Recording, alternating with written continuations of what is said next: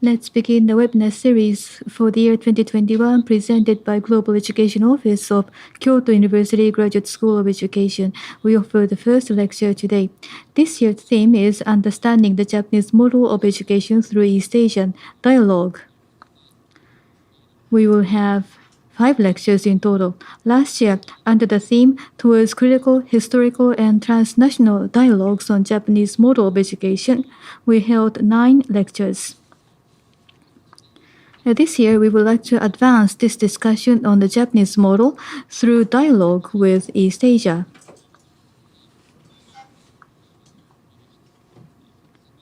If you missed any of the past live streaming of lectures of the last year, all of them can be viewed on our website of Global Education Office in both Japanese and English languages.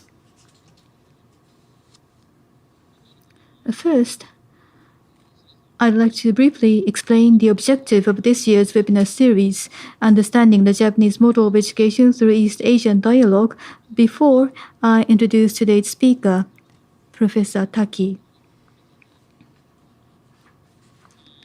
Today, East Asian education is the focus of considerable international attention. In the field of education, it all began around the late 2000s when Singapore, Shanghai, Korea, Macau, Taiwan, and Japan dominated the top rankings of OECD's PISA, which is held every 3 years. As a consequence, educational excellence of East Asia became widely known among OECD countries and beyond. Soon thereafter, countries like the United States and UK started looking to them as possible models for their own education reforms. Since then, East Asia has been internationally recognized as the symbol of high-performing education systems to date. Does this mean East Asia has finally gotten rid of the negative image long attached to the education systems? As many scholars argue, East Asia has long been construed around the world as an embodiment of dystopia in education.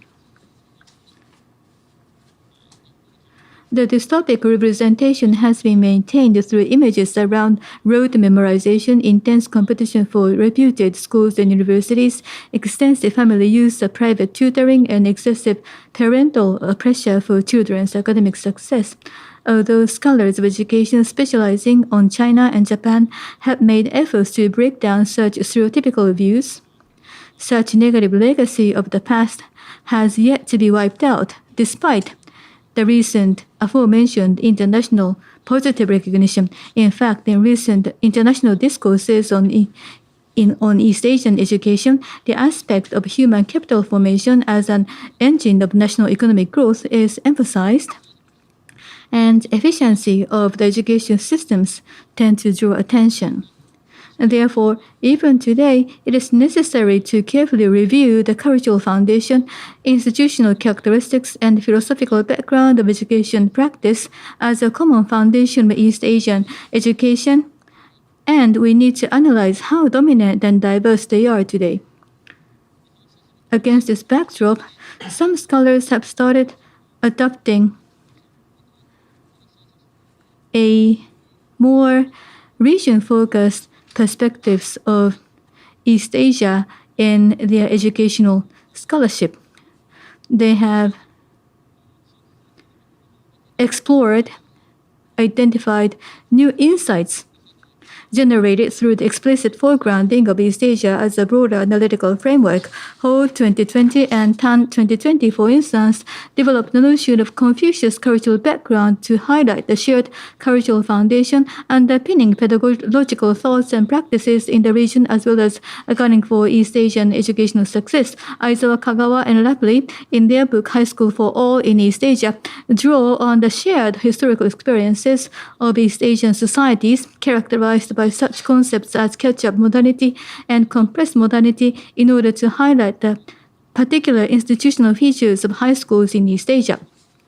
In those works, we find East Asian researchers working together and comparing findings of their studies of respective societies in order to articulate a shared regional framework based on the common cultural background and historical experience. One of the most important sources of intellectual inspiration for the recent regional collaboration is the work done by Quan Xin Chen, cultural studies scholar from Taiwan, in his landmark study, Asia as Method Towards De-Imperialization, published in 2020.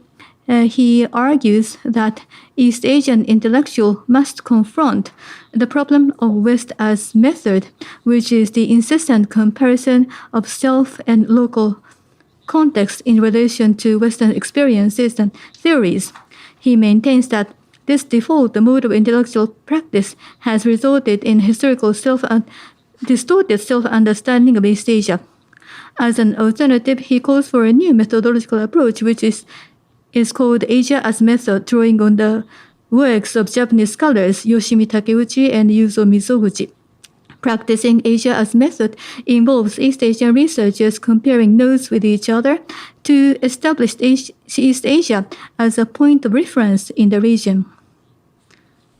Chen's work has been really influential, and his methodological proposal has been taken up by a number of education scholars in Asia and beyond. Now, this year's webinar series, Understanding the Japanese Model of Education Through East Asian Dialogue, invites 5 Japanese and international education researchers with varying fields of expertise, such as philosophy of education, sociology of education, comparative education, and curriculum studies. But all of them have demonstrated scholarly interest and commitment to understanding education from an explicitly East Asian regional perspective. West as Method has been the default approach in much of the Japanese education scholarship. We do hope that this webinar series will enable us to develop new insights into the Japanese model of education through the shift in our methodology to adopt East Asia as a central point of reference for our intellectual work.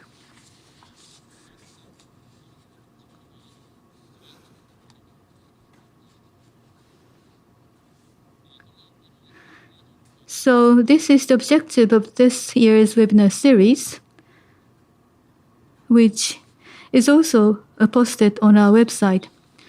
Now, the speaker for today is Dr. Hirofumi Taki, Associate Professor of Faculty of Social Sciences of Hosei University. He and I have had some recent interaction. First, I read the chapter he wrote in this book, High School for All in East Asia. And it has caught my attention a great deal, knowing that there is such a young scholar in the field of sociology of education who has actively endeavored to disseminate theories originated from Japan to the world. And then he sent me a copy of his very ambitious book, Education and Inequality in Comparative Perspective, with a book band saying, "How can a theory originated in Japan go global?" As it suggests, he, as a quantitative researcher, has been tackling very seriously with this challenge in the field of sociology. In a sense, this challenge of disseminating theories originated from Japan to the world is one of the hot topics in sociology of education recently. I myself wrote a book review on this book, Japanese Education in Global Age, written by Akiyoshi Yonezawa, Yuto Kitamura, Beverly Yamamoto, and Tomoko Tokunaga, which is written in English and published in commemoration of the 70th anniversary of sociology of education. It also discusses quite a lot how theories from Japan can be globally disseminated, although I was rather critical in my book review as regards to what extent this book succeeded in doing so. But this certainly shows that the task Dr. Taki has been taking on is drawing attention in the Japanese research community of sociology of education. And today, he is going to give a lecture drawing on what he discusses in his book. And the title of the lecture is Theorizing from Japan and East Asia in Comparative sociology of education beyond particularism and quasi-universalism. Just a while ago, I was browsing through this book again and confirmed that there are many parts which I mentioned in my opening remarks. Let me deviate from my original plan and quote one passage from this book. I hope interpreters are okay with this. At the end of its preface, he says, quote, "This book discusses why and how inequality of education opportunities occurs from the perspective of comparative sociology. Explanations about this question so far have been mostly presented based on the realities of Western societies and vividly reflect the context of those societies. Simply proposing an explanation born out of the reality of Japanese society against them would not create any dialogue." Please note he used the word dialogue here. Only when connection is made between the context behind both explanations, there appears an opportunity to reflect upon previous or existing explanations, making it possible to deepen our understanding of the phenomena of inequality in education. What is the mechanism that creates inequality in education in Japanese society? How is the context of Japanese society involved in that process? The ultimate goal of this book is to offer a thick explanation about inequality of opportunities in school education from the perspective of comparative sociology in a form which is neither a context-free universalist model nor a particularist model with an excessive emphasis on Japanese uniqueness. He thus denies both approaches. So in this way, Dr. Taki is doing exactly what we try to accomplish in this webinar series. I am looking forward to his lecture very much. Dr. Taki, please. Thank you very much. I'd like to share the screen with you. Okay, then thank you very much for the kind introduction, Dr. Takayama. I am Taki. I'm with Hosei University. I would like to talk about this topic, theorizing from Japan and East Asia in comparative sociology of education beyond particularism and quasi-universalism. I am taking a quantitative approach in my analysis to elucidate Japanese characteristics. For those of you who are not so familiar with quantitative analysis, perhaps it will be a good opportunity to give me your feedback. Let me start my presentation. First of all, a little bit of a self-introduction. I specialize in social stratification, educational sociology, and comparative sociology. I take a quantitative analytical approach and use statistical methodology. I focus my attention on the inequality in education as how inequality was formed in Japan's institutional context and how Japan compares with other countries. That is basically what I'm trying to study. Much of what I will be presenting today will come from this book that I have published last year. And I will skip much of the quantitative aspect and talk more about the substance. Those of you who are interested, I would appreciate it if you could look up this book in a library. Let me start with some issues of concern that I would like to address here. As Dr. Takayama has kindly pointed out, Japan has been noted as a country where there's stiff competition in entrance examination, and it is a particular society that places emphasis on academic backgrounds. Regarding this characteristic, Earlier studies focusing on Western countries probably cannot be applied as is to discuss this Japanese feature.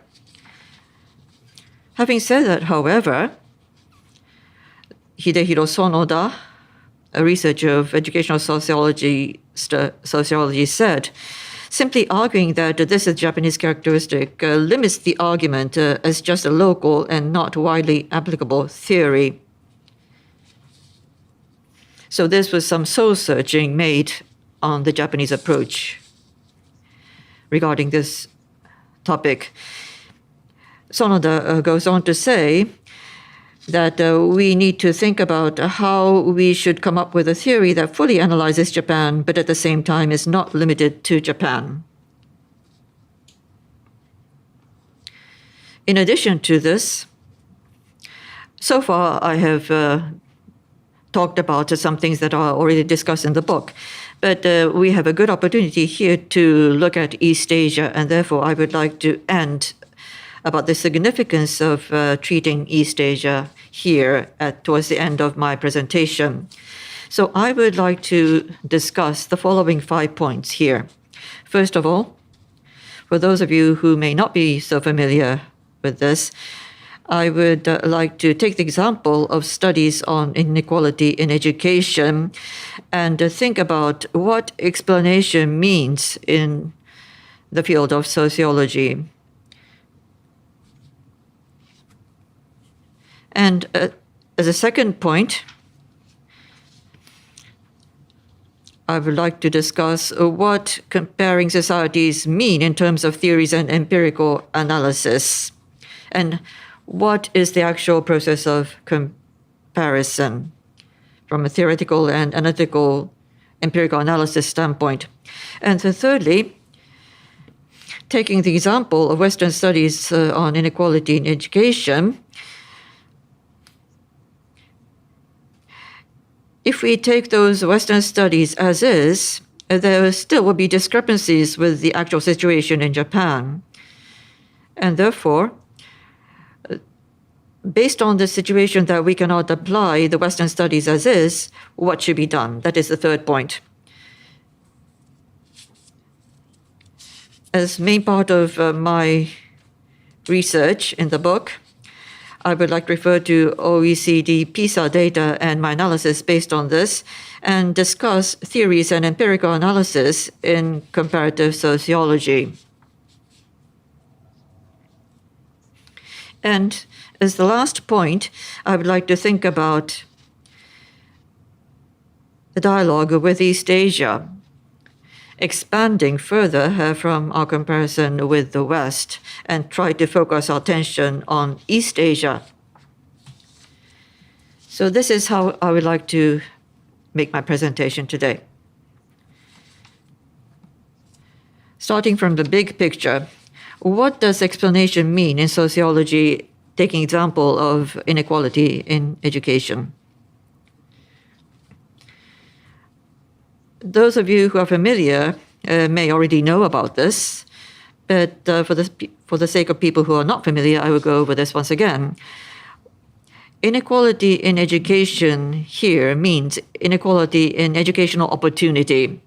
There are various inequalities, and in my research and in this presentation, the inequality in educational opportunity means that we're talking about something where an individual has no choice about which school to attend or which vocation to take up in the future. In other words, ascription controls the future of that individual. But this is related to the topic of modernization as well.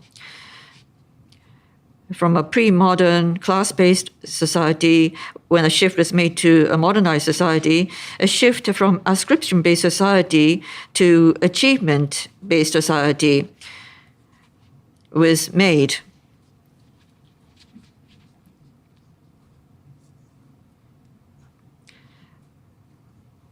Having said that, however, when you look at the actual social mechanism, even though the society is based on meritocracy, as we already know, actually, there is a great influence of the academic background and occupation of the parent. This is something that the individual has no control over.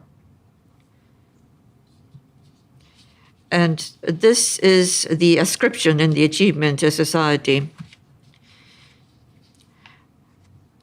So when I talk about inequality in educational opportunity, I refer to the family background or gender and a particular region where he or she was brought up. So here, I would like to take up the academic background and occupation of the parent as the basic ascription factors and talk about this as family background in general. When the family background of an individual affects his or her subsequent opportunity in educational achievement, I call this inequality in education. Regarding the inequality in education, various studies have been made in the past. I would like to take you through very briefly. Various empirical research is being conducted. And first of all, the finding called persistent inequality was made. Industrialization hypothesis says that with industrialization, the achievement-based attribution of social status becomes dominant, and intergenerational class mobility becomes more open. However, this industrialization hypothesis, when tested against data, comes up with negative results. In other words, this hypothesis had been denied over years from data perspective. The inequality continues to persist. And this has been observed over many years. In other words, although you may advance to higher education and a greater number of people do so, still, depending on the family background, inequality in education persists. So the question is why? And one way of explaining this is called the FJH hypothesis. You don't have to memorize this. It is not that important to memorize it. And this hypothesis has been said that in a society where industrialization has advanced to a certain degree, the gap in terms of relative mobility chances remain constant. Inequality continues to persist, and even with industrialization, inequality does not disappear.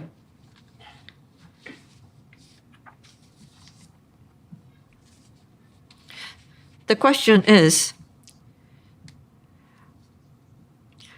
although we have shown this time and again by data, the question is why? This is still unanswered. FJH hypothesis, in essence, says the following. In a society where industrialization has advanced to a certain degree, the gap continues to exist. And the hypothesis just points to the fact that there is such data, but does not discuss why. It is not useful to explain why that is so. For those of you who know the quantitative approach, it only describes the relationship among variables. So this is called a variable-based explanation. And this FJH hypothesis is an important finding, but it doesn't address the question why. It just points to the fact and describes the fact that inequality continues to exist. Then what sort of explanation is needed?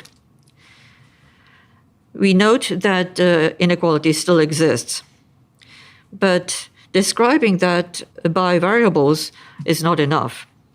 We need a mechanism-based explanation.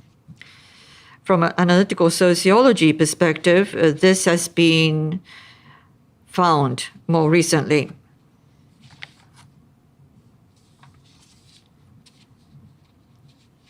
This looks rather complicated, I'm sorry.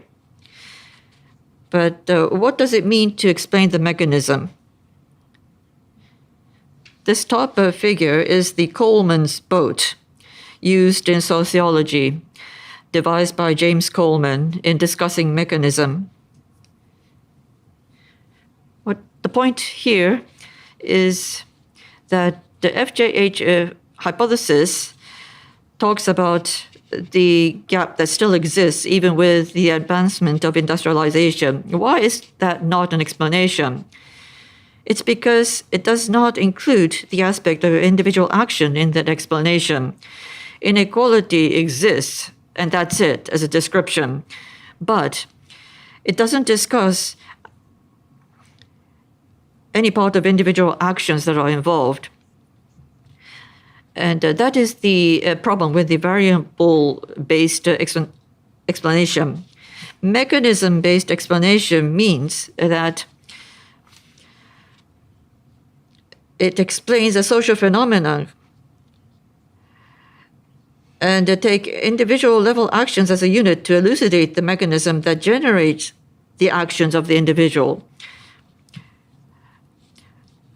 The social phenomena occurs as a result of individual actions, and unless this aspect is addressed, the mechanism cannot be explained and just remains a variable-based explanation. The FJH hypothesis is not able to address the why question because it does not address the individual actions.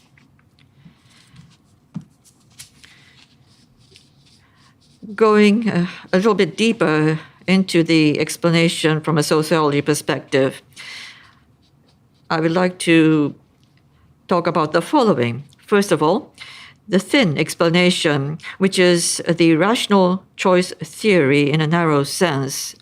It is less sociological in explanation. So the typical is neoclassical economics and focuses much on the individual. Neoclassical economics says that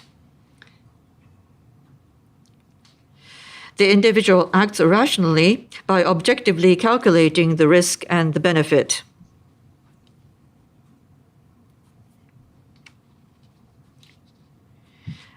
Objectively is the key word here. Whether or not something is objective or not is not the assessment of the actual individual, but assessment of the third party. And therefore, what we can say broadly from here is that for the social, we're not talking about what it is for the social actors, but objective parameters are introduced. So the social context is not much thought about here. In economics, things are thought different. Whereas a more sociological explanation is a thicker explanation.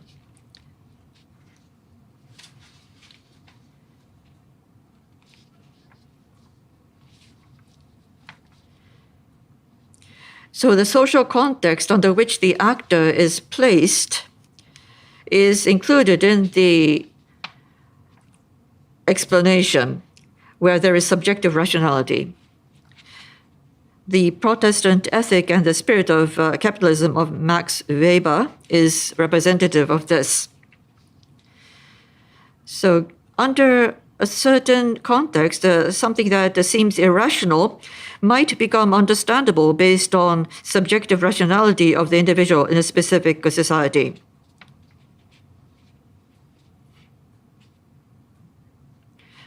It sounds complicated, but there are individuals embedded in a certain social context, and if there is rationality of the individual within that social context, it becomes understandable. And sociology gives importance on the thicker explanation.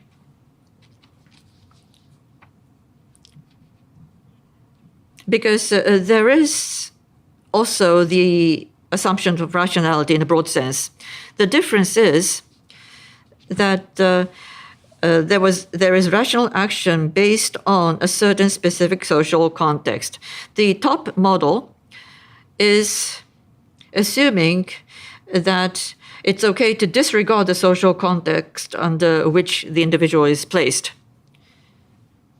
As a tradition of sociology, we talk about subjective rationality, and in pair with social context, things are made more understandable. That is the typical approach taken in sociology. Of course, comparison is something that I will talk about later, but we can explain certain individual actions as being rational under a given social context. So this sort of explanation has good points as well as bad points. It is self-serving, or it could become self-serving in a sense, because it says that the phenomenon occurred because the actor has a preference towards causing such a phenomenon. So it's self-serving and could become self-serving in that aspect. That's one demerit of this sort of explanation. As a merit and positive aspect of this explanation, we can say that we can present explicit modeling of action and can give an explanation to enrich the explanation for the whole society. One point that I would like to raise here is that when the existing explanation is somewhat doubtful, it's possible to modify the model based on a social context. Specifically, I'm talking about a Western model, let's say. And if under that context, it says that the Japanese actions could be explained, if there are some doubts about that explanation, perhaps it's possible to modify that model.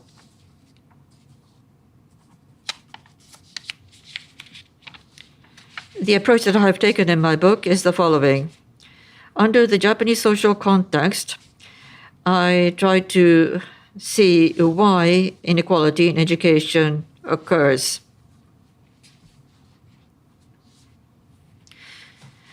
And in contrast to the explanation given based on the Western reality, if it is not applicable per se on the Japanese actors in a Japanese social context, I would like to present some points of modification. If there are specific differences, I'm trying to present modifications to the Western model. However, just presenting modifications is not enough. As a result of modifying, if we are able to demonstrate with data that it's better to modify as such, I will be able to go into further debate based on the procedure of social science. Now, let's consider what comparison means. Japanese school education has long received interest from other countries. Especially in the 1980s, such an interest grew high in the United States against the backdrop of high Japanese performance in IEA's survey, which preceded PISA, Professor Takayama referred to earlier. Japanese high academic performance and its economic development drew attention from around the world. Under such circumstances, these books by Cummings and Rowland became widely read in some countries, including Japan. The authors elaborately depicted the social context surrounding the Japanese school education and made the education phenomena in Japan comprehensible. But there is a problem. Those studies are a sort of area studies on Japan which elaborately explain the Japanese situation.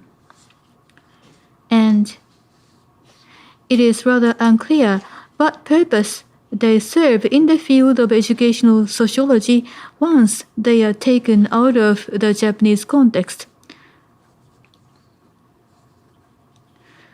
After all, promoting understanding of Japan is the main purpose served by this type of studies.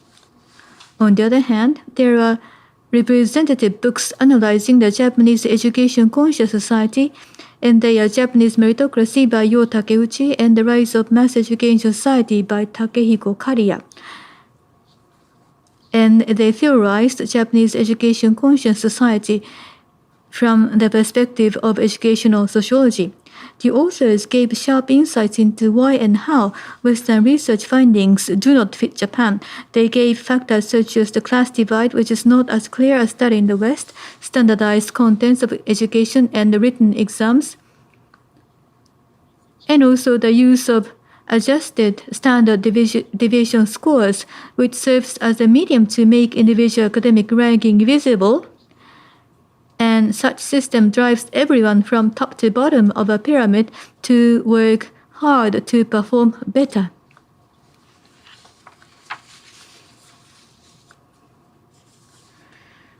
Through such an explanation, they clearly and logically elaborate on characteristics of Japanese society where everyone makes effort toward academic accomplishment. Those studies capture a Japanese context accurately and give logical and consistent explanation. They are certainly studies of high standard. What does this all mean to discussion of inequality? Kariya proposed inequality of effort hypothesis as an inequality generating mechanism characteristic of Japan.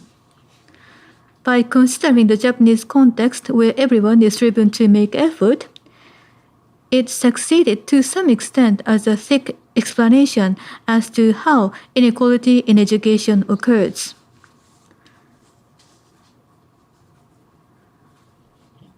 But here is a problem.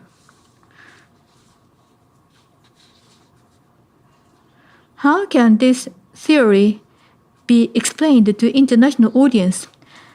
Explanations given by Kariya and others seem quite logical to me. But if I present such hypothesis and explanation at the international conference, how can I explain the system of adjusted standard deviation score from A to Z and then explain the hypothesis itself? It seems very difficult.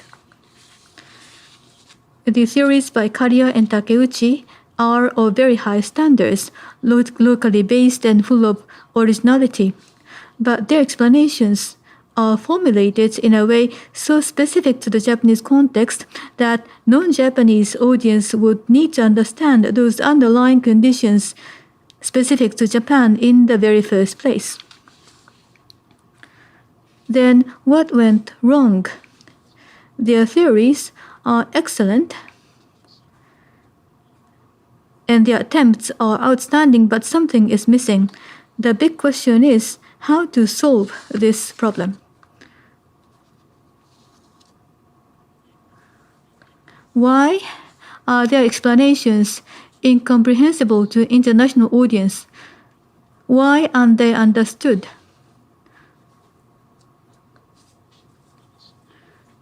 After all, a theory about the phenomena in a society such as Japan presented against an existing explanation of a phenomena in a different society is just another alternative theory.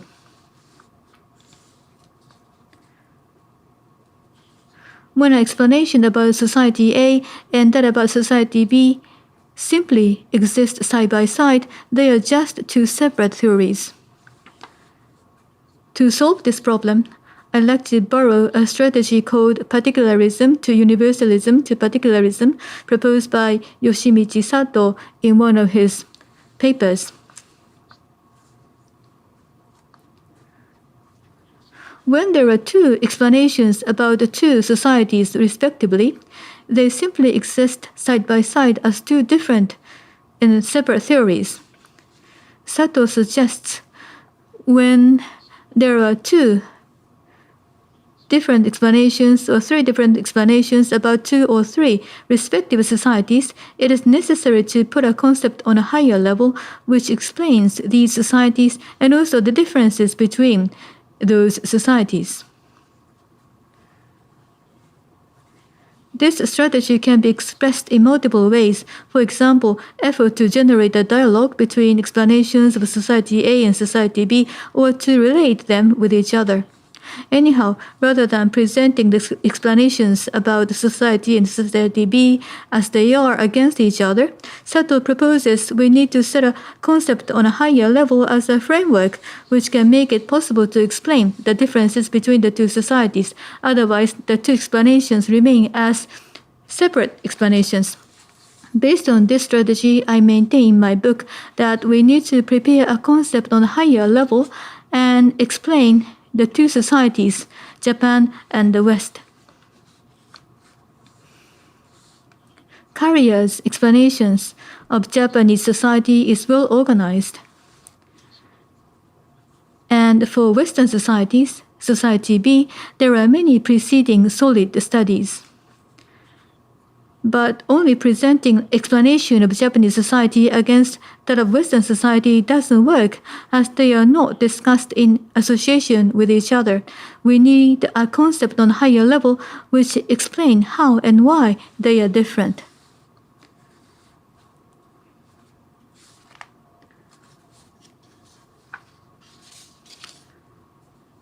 Then, what has caused this problem? First, studies by Takeuchi and Carrier lump together the whole of the West and at the same time does not say why they compare Japan against them and make no association as regards why and how they are different from Japan. On the other hand, there were elaborate quantitative studies done on comparison with Korea and Singapore by Sim, Takayasu, Nakamura, and Arita. They clarified the Japanese characteristics by comparing with those East Asian countries which have many commonalities with Japan. But they used theories from Western societies and they tried to capture characteristics of those societies through comparison with the West. Since they compared those studies which are similar to each other against the West, they failed to clearly depict characteristics of those countries. There are many criticisms of Japanese discourse on the distinctive characteristic of Japanese people. And many studies criticize that although Japanese previous studies attempted to compare Japan with the West, the frame of reference and how the comparison was made were left unclear. We must clarify why the West is compared against and from what perspective they are compared with Japan. On the other hand, there is deficiency in previous Western studies on Japan. 2. Asia is often lumped together by abstract factors such as Confucianism. Just as Japanese studies tended to lump the Western societies together, Western studies treated Asian societies the same way as they all look similar. And in my field of research, there are many Western studies which compare Germany and the United States. As I will explain more in detail later, in their framework of comparing Germany and the United States, countries such as Japan and Korea are often excluded as exceptions in their framework of comparison. So those are the problems I find in Western studies.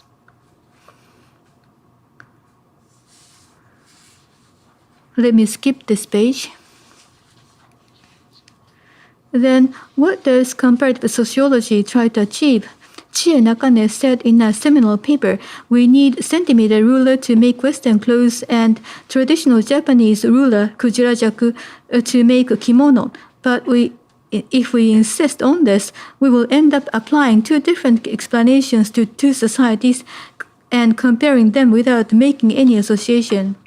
Rather than taking such an approach, we should use a common ruler such as fruits and make an apple and orange comparable as discussed by Pushehosky and Thun as a principle of comparison."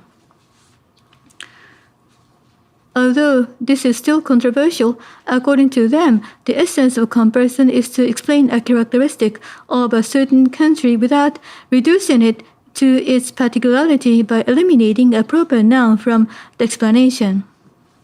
This means that when you want to explain a Japanese or some foreign country's characteristic, it is important to explain it not as a feature specific to Japan, but explain it free of proper nouns such as Japan. In the field of social sciences. From now, I'd like to discuss specifically what I did in my empirical research as regards such a problem. I earlier mentioned that in Western comparative studies, Germany and the United States have often been compared. Since around 1960s, two types, separation and comprehensive type, have been used in those studies as ideal types of education systems. Even today, those two ideal types of education system are used, separation and comprehensive types, represented by Germany and United States, respectively.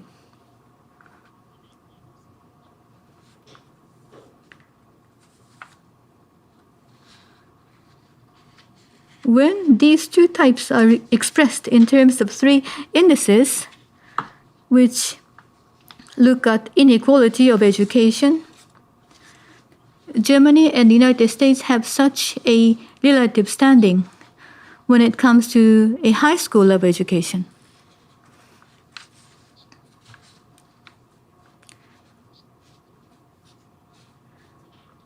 Germany adopts a separation type of education system, although it is gradually changing nowadays. In this type, students separate into 4 kinds of school with clear vocational linkage at the ages between 10 and 12. Hauptschule, Gymnasium, Realschule, and Gesamtschule.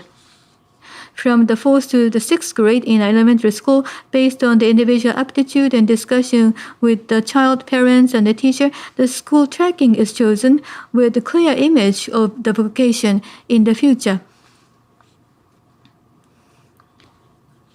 If we look at these indices, in the case of Germany, vocational specificity is very high because these vocational schools are closely linked with future vocation.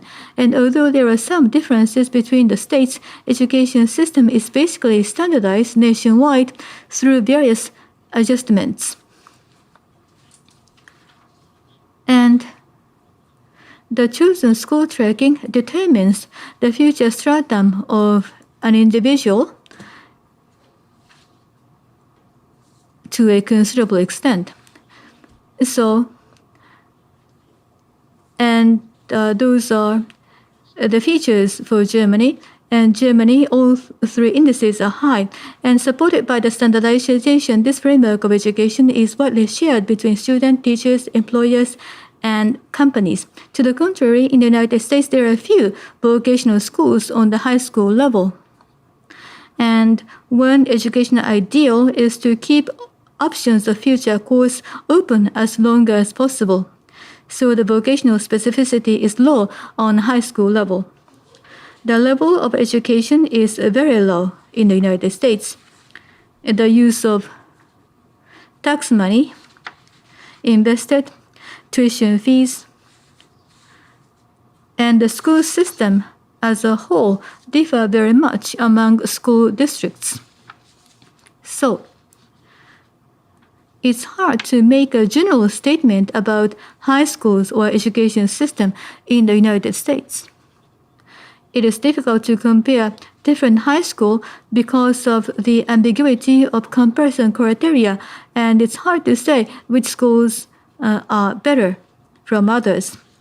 This also means that on the high school level, the degree of stratification toward the future is low between different school trackings. In this way, in contrast to Germany, a separation type where all indices are high, for United States, all of them indices are low. They are in sharp contrast with each other. The American education system is comprehensive type and students are given course options within the school. Based on this framework, then how is Japan positioned? It's like this. Vocational specificity is low. Standardization is high within the country. Stratification is low, according to the study. And what is to note here is low stratification. In Japan, it is different from Germany, and at the senior high school level, students are not separated based on vocational specificity. In Japan, students attend the same school but attend different courses. There are vocational courses as well as academic courses within the same school. So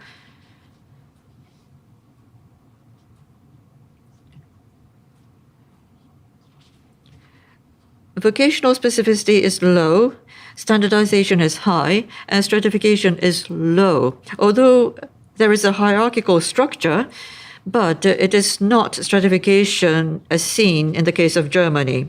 And therefore, according to Miller's study, Japan is located as low in terms of stratification.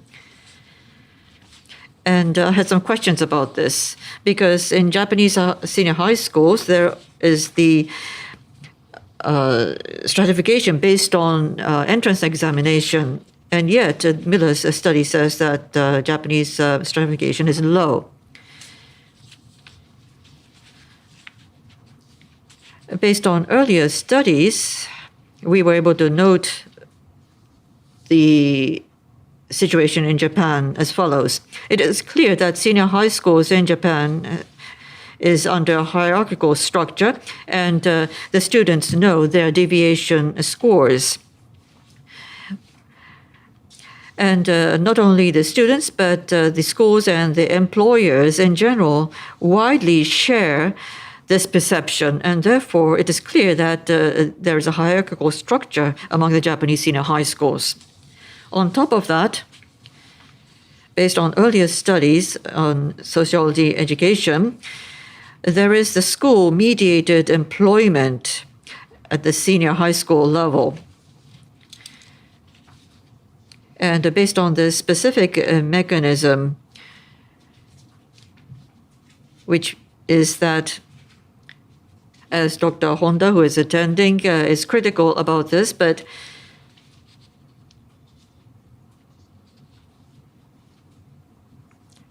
depending on the academic performance at the senior high school level, the student is only able to apply for one company, and the school mediates that employment and application based on the academic ability of the student. And therefore, there is the hierarchical structure among the senior high schools, and also the hierarchy within this school based on the academic performance. So there is the institutional stratification in finding jobs for the individual. In Miller's book, one researcher from Japan also is participating, Hiroshi Ishida, and he points out this clearly,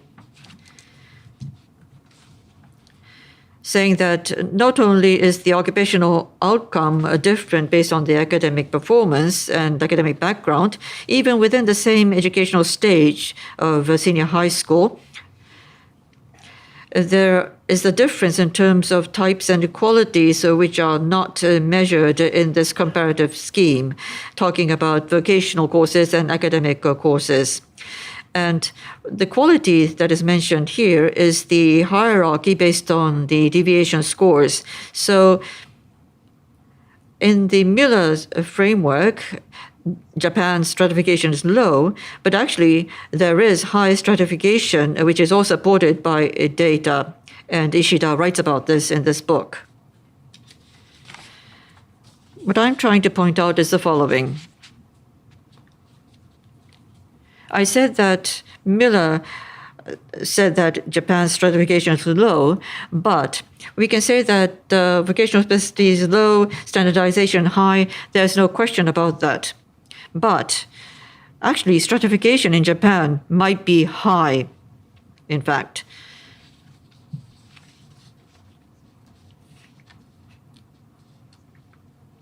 And there is logic in this. Just because you imagine something like Germany, this and this are linked.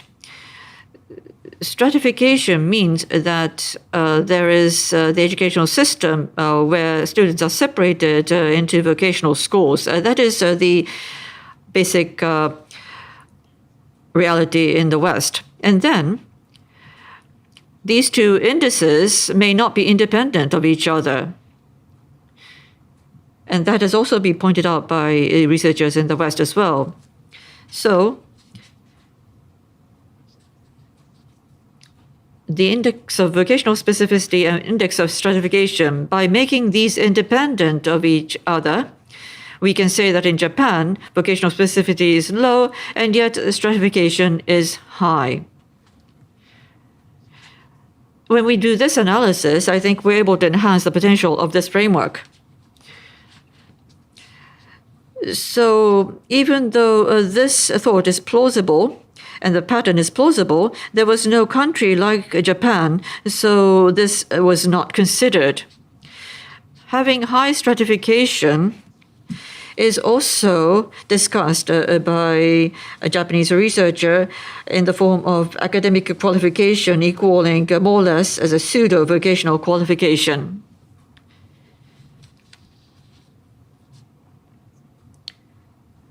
And so we can modify this perhaps as high stratification for Japan. I will skip much of the data and speak about the empirical analysis made with data.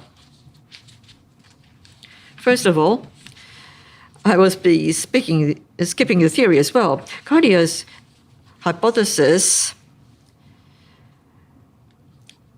was reviewed based on the comparison with the Western studies. And if we assume that the social context derived from the Western comparison is considered to be correct, the hypothesis is formed about what should be observed as data, and this is tested. And we test this hypothesis based on the OECD PISA data, which is widely used in the West. And final aim is to eliminate the pronoun of Japan from Cartier's inequality of effort hypothesis. As hypothesis for the empirical analysis, I said that stratification in Japan is high. So the question is, we need to test to see if it is really high or not. And secondly, high stratification, high standardization, low vocational specificity. If this applies to Japan, then we need to test to see if the perception of the actor conforms with this analysis or not. To be more specific, in Germany, since the students go on to vocational schools, depending on which schools they attend, academic expectation and vocational expectations come out quite high. Whereas in the United States, which school to attend, which school tracking you go on to, is not standardized as a context, and therefore there is no specific image of the vocation or the school. In Japan, the link with the vocation is weak, and there is a high expectation regarding how high to go up in terms of education. So based on this, I go on further to analyze. So, first of all, we study whether the degree of stratification among students in different schools is higher in Japan relative to other countries or not. The Japanese entrance examination for senior high schools were known to be quite stiff, but unless we do have data like PISA, we were not able to present that clearly to the outside countries. We were not able to show them an objective data like PISA.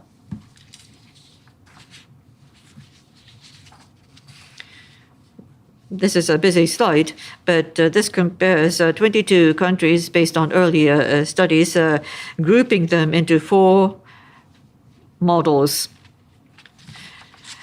The first model represented by Germany, where the vocational education is quite clear.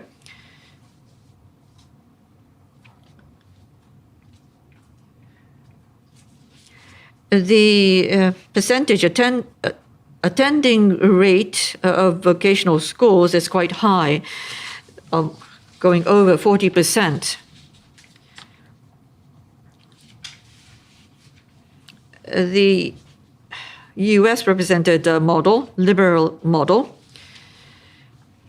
there is no separation, and therefore the attendance rate of vocational schools is close to 0, and age of first selection as compared with Germany is quite higher. The next model, represented by France, for instance, is a high grade retention rate, about 40% in case of France. So these 4 models were discussed by the French research, and the Japanese characteristic is that in Japan, students are not separated one way going to vocational schools, and the age of first selection is at a later age. So there is no similarity with other models, and this is a model on entrance exam, grouping Japan, Korea, and Taiwan, for instance. So let me discuss the differences. This is the result of the analysis. It takes a statistical approach and looks at students at the age of 15 and looks at the impact of the social background on academic ability. The vertical axis is within school SES difference, and the horizontal axis is between school SES difference. Germany is located here. And in case of Germany, at the age of 10, students are separated to attend vocational schools, and therefore the between-school SES difference is large. However, since there is already that separation, the within-school SES difference is small. That is the group at the far right. Whereas going to this group, where the separation occurs only at the age of 16, the Nordic countries, the between-school SES difference is small because of the welfare system. But not separating means that there is a larger within-school SES difference. So these are the Nordic countries. United States is here. There is no separation, but there is a regional difference, and no standardization is seen, and therefore it is in between these the 2 other groups. The point to be made here is that the countries in this group includes Japan and Korea, but apart from Japan and Korea, and France is somewhat different because of the grade retention rate. But apart from those countries, these are the separation countries, and also Japan and Korea, which means that there is no clear separation in Japan and Korea in the form of Germany, and yet Japan and Korea belongs to this group because of the entrance examination leading to the hierarchy among the senior high schools. And as seen from the Western scholars, in terms of logic, they would wonder why this occurs. Although there is selection based on the exam, would it be to this degree in terms of a difference? So that's a big question for the Western scholars. They didn't imagine that this would be so. So in view of time, I will go on. So at the stage of upper secondary education, apart from separation model countries, there is no country like Japan where academic ability and SES are linked and translated in the form of disparity among schools. One characteristic here is, although there is no clear separation, as in the case of Germany, there is a high degree of stratification with a school taken as a unit. So the first hypothesis is supported that Japan should be regarded as high stratification country like the separation model countries. The second point, even this is so, is the actors also sharing this perception or not? And this is confirmed by the following.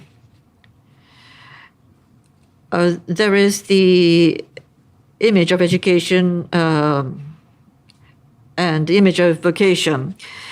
According to the earlier studies, this has been pointed out. Usually the desirable job comes first and then the competition to get that job. But here, the competition comes first and the job won at the end of stiff competition is regarded as the desirable job. So the desirability and difficulty are reversed. To put it more abstractly, there is a high score ranking based on the deviation scores, and usually you choose the score based on what job you desire to win at the end. But since there is a deviation score in front of you, Takeuchi talks about aspiration for a future job evaporating. In other words, the aim is to go up higher, but not with any specific vocational aspiration in mind. This is what Kariya and Takeuchi discusses. So there is stratification, even though there is no clear vocational specificity.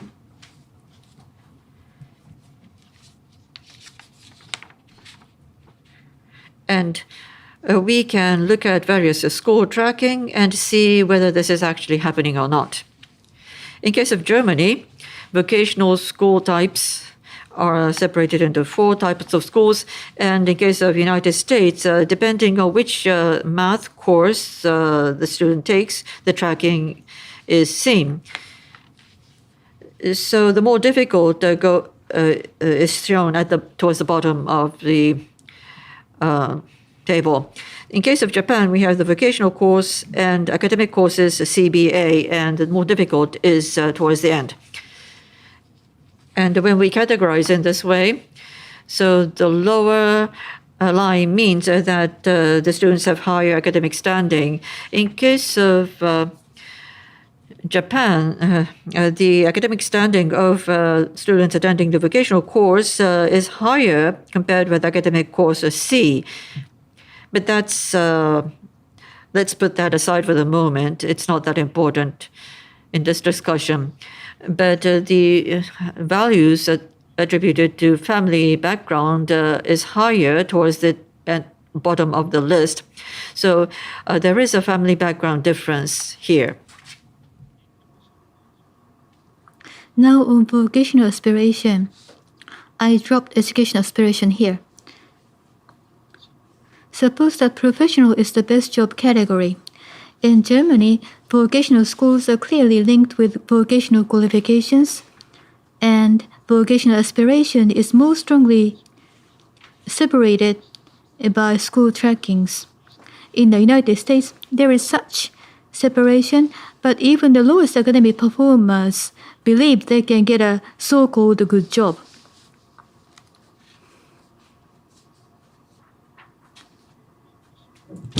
ISEI, which is a kind of adjusted standard deviation score for vocation and indicated socioeconomic status, and it's only 40 for German vocational school Hauptschule, but it's quite high for the tracking of lowest academic performance in the United States, and these students seem to believe they can get whatever job they want in the future.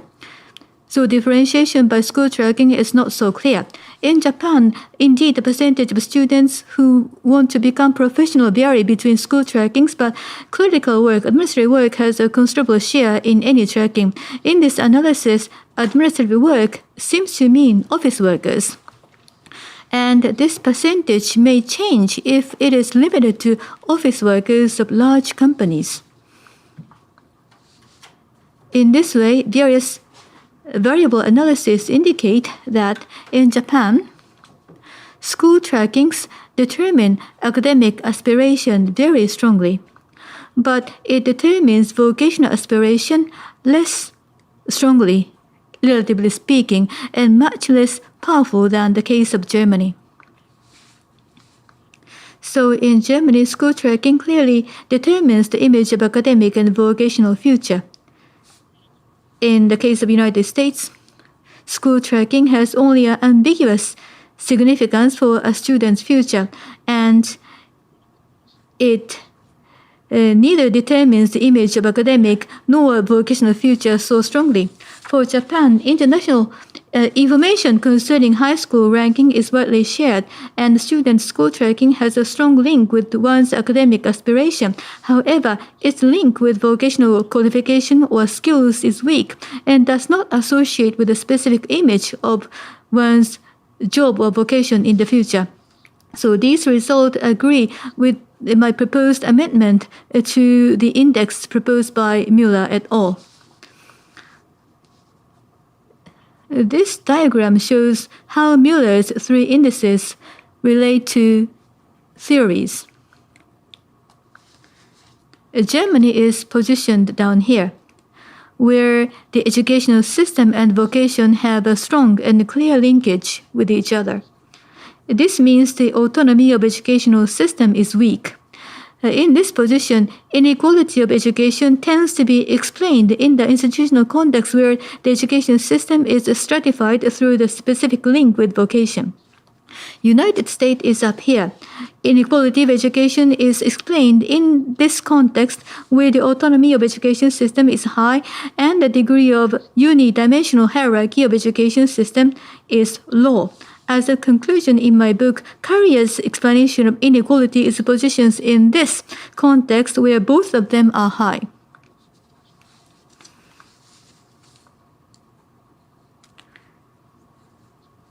I am not going to explain in detail, but what I think is important here is that I positioned not Japan, but explanation given by Carrier and others in this framework of comparison.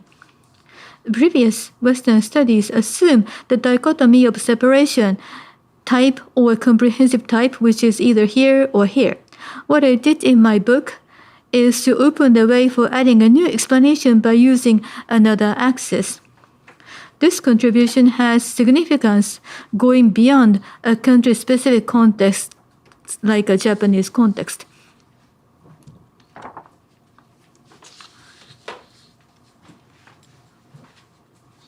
So,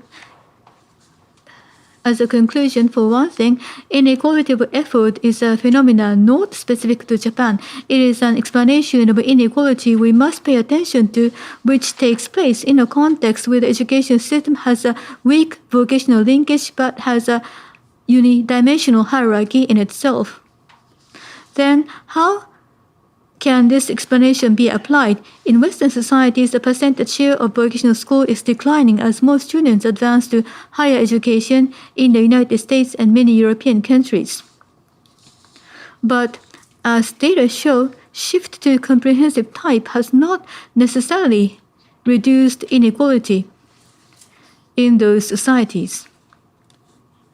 If an explanation only says that there is inequality in countries such as Germany, we may think changing its education system to a comprehensive type would reduce inequality. But the new explanation goes that even in the context of comprehensive type of education system, inequality is maintained through competition, and in that context, a kind of inequality of effort is produced through practices such as private tutoring, juku school, and this is a useful logic and can be applied to a phenomena taking place in Europe. On the other hand, students of vocational school in Japan perform better than students in the lowest level of comprehensive school tracking, but come from families of low SES, socioeconomic status. And this situation cannot be explained by the mechanism of a separation through standard deviation scores. Instead, Western theories of stratification through the vocational linkage seems more useful.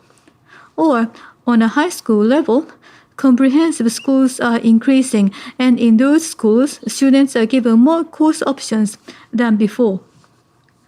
In such a situation, when they can freely choose the course, studies on the school tracking in the United States are useful to understand and why and how stratification and inequality occurs.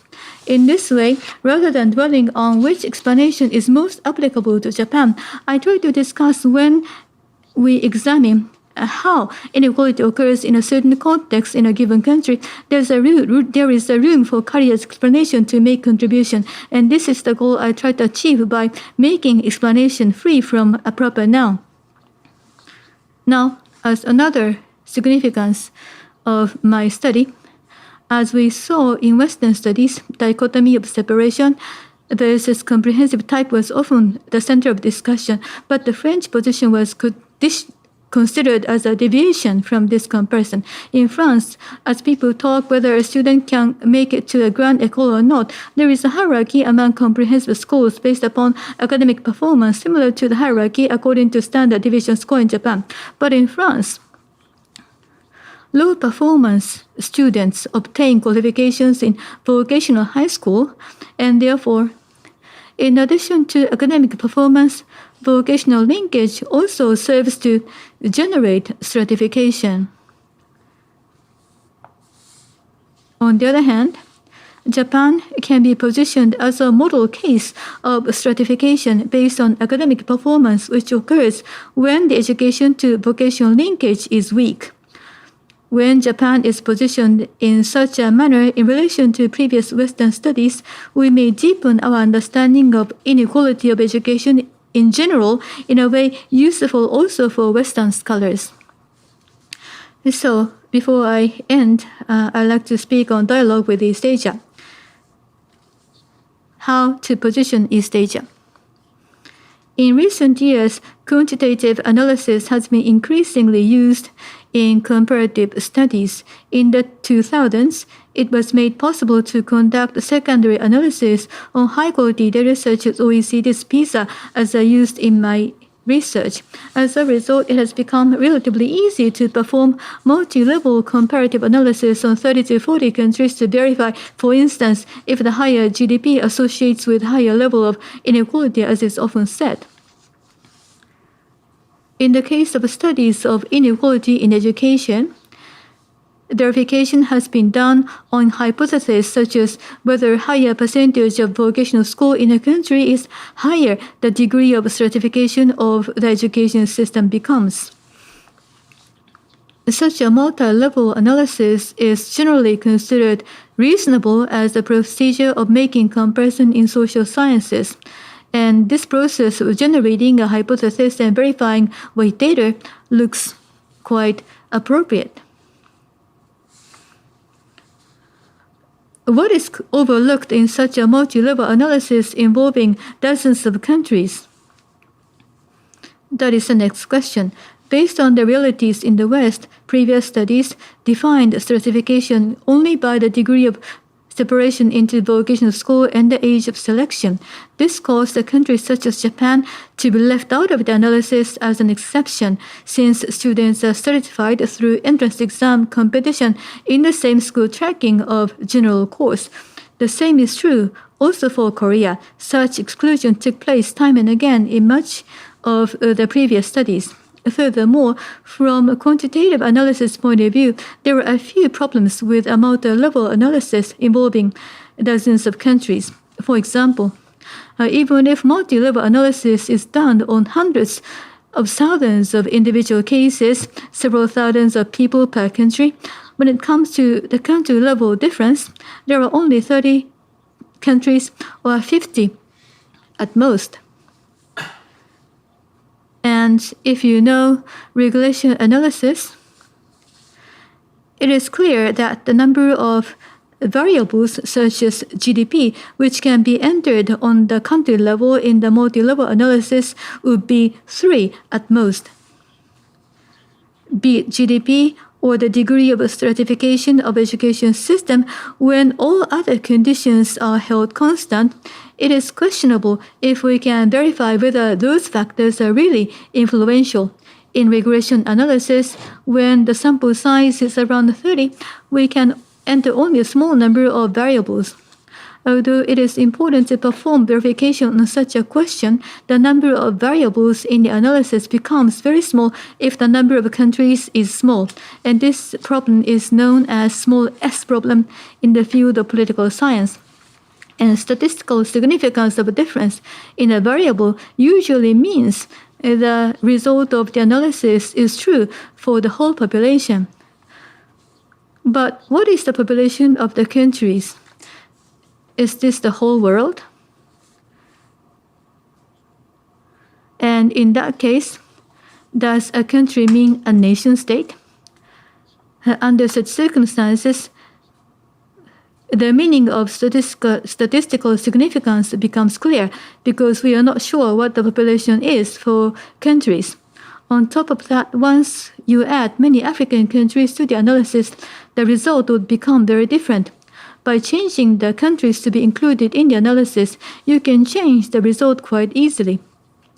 In this way, although such a procedure of verification is quite appropriate in social sciences, it doesn't necessarily verify whether the assumed mechanism is correct, and therefore this leaves a possibility of a different model.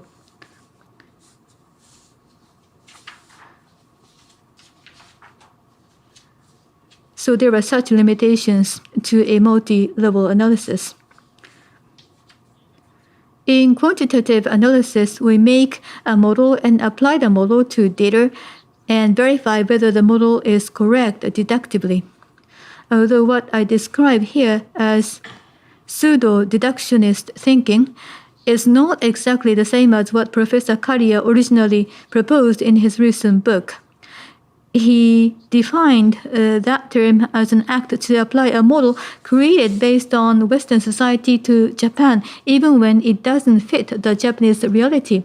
Quantitative research is suitable for verifying a model deductively, but as we saw before, multi-level analysis has limitations. So we need to acknowledge that there are limitations in running a multi-level analysis on a reality by using a Western model, which clearly doesn't fit the reality. Now, on Asia.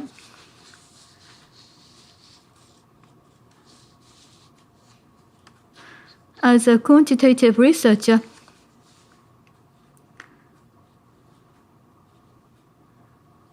we might study just one country, say Japan, and draw conclusions about it.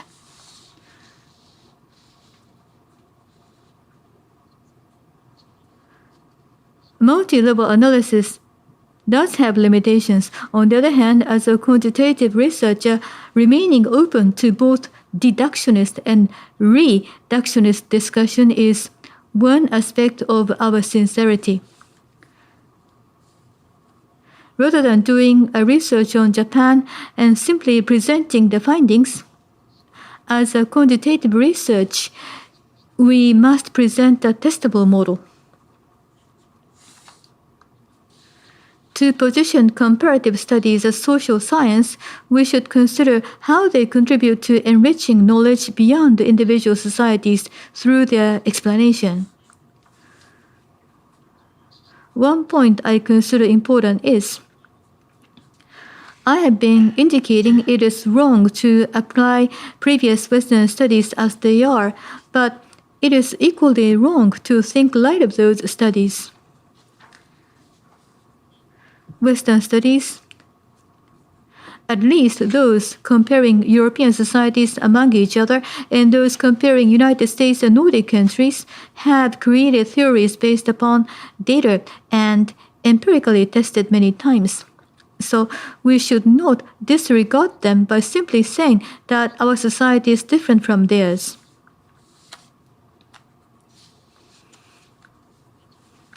Then what should we do? Here I draw your attention to East Asia. By adding East Asian societies, which have cultural commonalities with Japan, to the comparison between Japan and the West, we can relativize or decenter the West and at the same time make it less easy to assert certain characteristics of Japan or East Asia. If there is a danger in simply concluding Japan as such through the comparison with the West,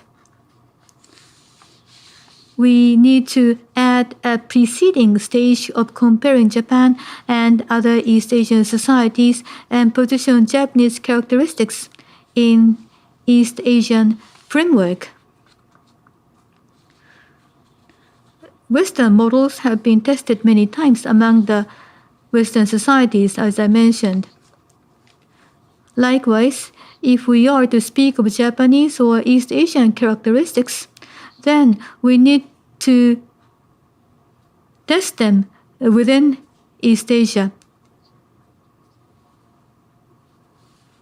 In such a way, East Asian framework can give us a perspective to look at Japan different from that of the West. Of course, there are myriads of differences among East Asian societies. This is true also of Western societies. But there is a method of variance analysis. If the difference among East Asian societies is smaller relative to the variance given by adding Western societies in the analysis, then we can say there is a characteristics unique and common to East Asia.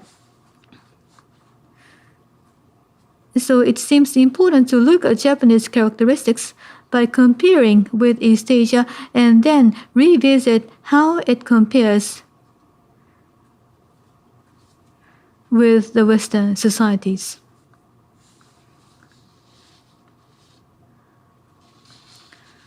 When there is an actual situation which doesn't fit the Western framework, it is significant for the Western people too to point out and widely discuss that situation.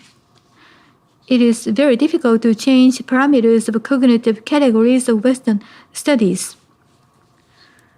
But to widely disseminate research findings, it seems effective on a long-term basis to make a framework on a higher level which captures both societies, East Asia and the Western, for advancing the discussion. On a more short-term basis, it seems useful to place a stage of making comparison within East Asia. As a quantitative researcher, I believe we should empirically analyze a theory with data. Finally, about my research tasks going forward. First, I need to disseminate the discussion I developed in my book in a manner readable and understandable for international audience. And secondly, since we are doing sociology of education, what I dealt with in my book is not only about education, but about the linkage between education and work, and attempts to understand the institutions through this connection. The degree of certification, be it high or low, means certification of vocational future, high or low in the future. I analyzed not education itself, but the patterns of linkage between education and work. Since it is also related to social welfare and family, I need to explore how education is embedded there as a research interest in educational sociology. More specifically, I am now focusing on gender and vocational qualifications and trying to understand Japanese technical schools. In slightly different contexts, what is the significance of vocational qualification and how it is different between genders are the work I am now working on. And I'm working on those questions from multidimensional perspective, not along the axis of Japanese versus German characteristics. And lastly, shadow education.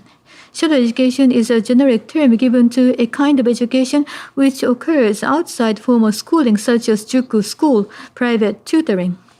Recently, some American scholars maintain from comparative studies point of view that in schooled society, shadow education becomes widespread.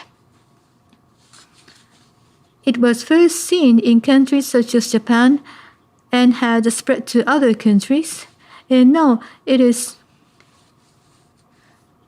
quite visible all around the world. But I feel somewhat uncomfortable about this analysis. Indeed, shadow education is now used in many countries, but underlying contexts seem to differ from that of East Asia, where the backdrop is the overheated efforts for higher academic performance. The context surrounding shadow education may be different in the Western societies. Neo-institutionalist school argues that it first appeared in countries such as Japan, and that will appear in the same way in other countries. Instead of such a linear model of change, I'd like to take a more comprehensive approach, including cultural background, to examine with more sensitivity how such a phenomena occurs in each local context, and there is a room to advance a study in such a manner about the question of shadow education in East Asia. And there already exists a preceding comparative study on Japan, Taiwan, and Korea about shadow education. And those are the questions I recently focused on to further my research. I have spoken too long, and I have covered a lot of areas. Thank you very much for your kind attention.